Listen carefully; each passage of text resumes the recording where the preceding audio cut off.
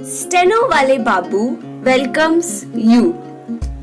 Shorthand dictations in male and female voice from all sources like magazines, speeches and editorials at various speeds up to 120 WPM for various departments like SSC, DSSSB, CRPF, Delhi Police, etc. Please like, share and subscribe the channel. Thank you. Exercise number 16. Mr. President, it is no accident that Indonesia is the first country I have visited since my assumption of office. Indonesia and India are neighbors who share a common cultural heritage and whose record of peaceful cooperation over the centuries can perhaps be regarded as a model of relations between states. In the more recent past, our peoples inspired one another in a mutually reinforcing struggle to rid ourselves of colonial domination. Since our emergence as independent states, we have been engaged in the task of consolidating our freedom. Both our countries have adopted the principles of Panchila. In a world characterized by competition between power blocks, we concluded that a policy of non-alignment was best calculated to consolidate our independence and to foster our political and economic development in directions best suited to the genius of our people. Our common assessment that military alliances afford an illusory sense of security and cannot provide enduring strength has been fully vindicated by developments which have taken place since we first enunciated the policy of non-alignment.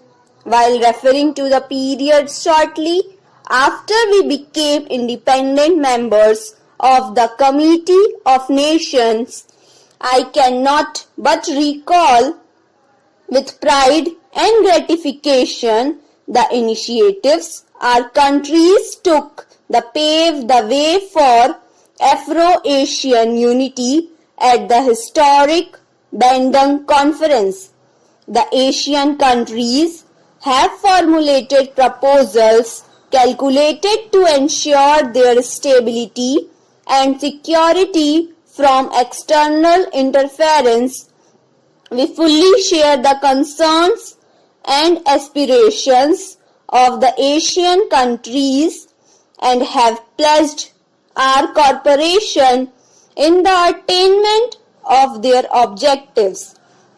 The concept of the Indian Ocean as a zone of peace constitutes yet a further assertion on the part of the littoral and hinterland states of their concern over the tension and the serious intensification of the arms race caused by the expansion of great power presence in our region. Indonesia and India are among the largest countries in Asia and the world, and our constructive and close cooperation would contribute significantly to the creation of conditions of peace and stability in the region to which we belong. Mr. President, there is a wind of change in Asia. Important developments have taken place in Indochina in the recent past. The termination of the conflict in that region is a matter of particular gratification since it has brought to an end a long period of bitter and avoidable human suffering, but a more difficult task lies ahead. The new situation which has emerged is of great significance for Asia, since it opens up the prospect of a constructive and fruitful relationship among the states in the region based on sovereignty, territorial integrity, and cooperation and mutual benefit.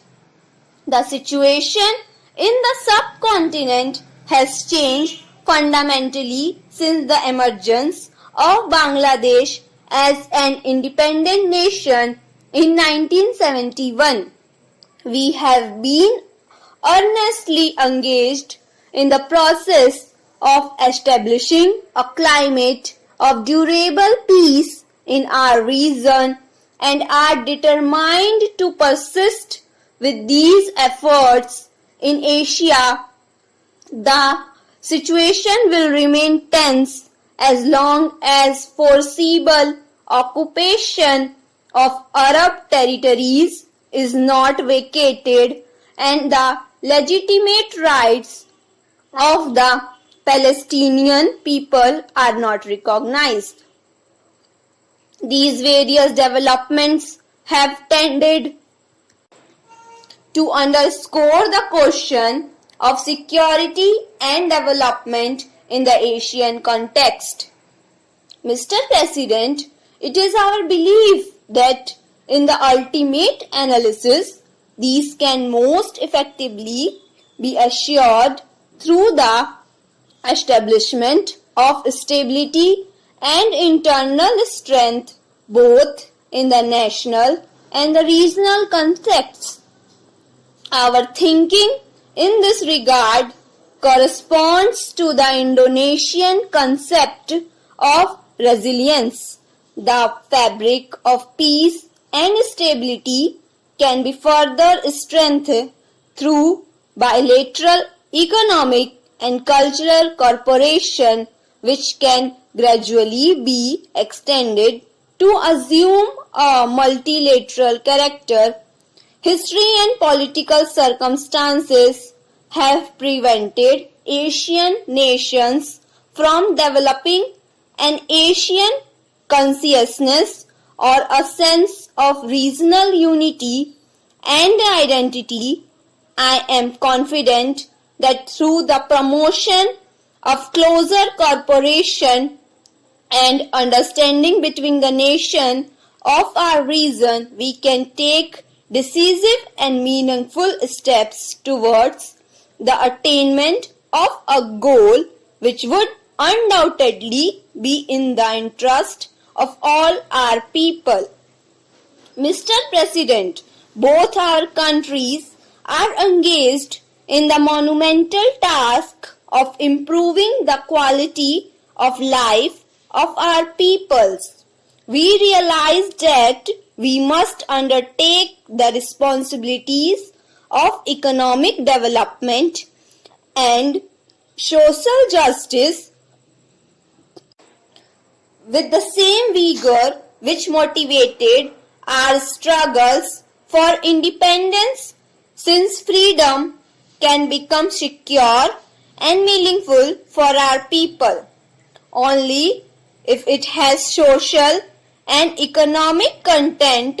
The responsibility to make the less developed countries economically strong has to be accepted by the international community as a whole as an essential prerequisite for durable peace and security, and the developed and rich countries have an obligation to promote this process.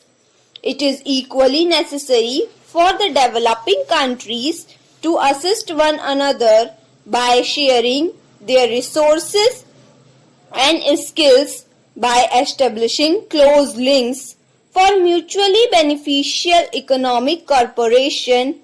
Indonesia's reserves our natural resources are happily abundant, and I have been gratified to see what remarkable progress your government has made in the development of these resources. We in India have made our own efforts to develop our technology. Thank you.